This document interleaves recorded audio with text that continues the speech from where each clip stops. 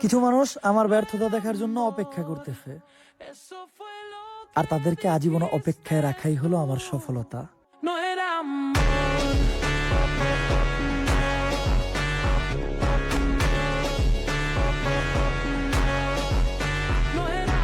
গাজীপুর ছাড়া বাকি 63 জেলায় উমর বয়কট। अच्छा রুকো যারা, মালয়েশিয়া আসার পর আমি যে হোটেলে উঠছি, এই হোটেলে আমি রুম নিছি 64 তালায়।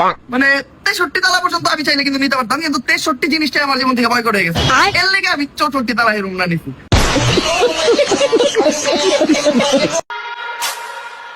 আমরা উপরে নীরব থাকি, কিন্তু ভিতরে অল টাইম ভয়ঙ্কর পরিকল্পনা রাখি।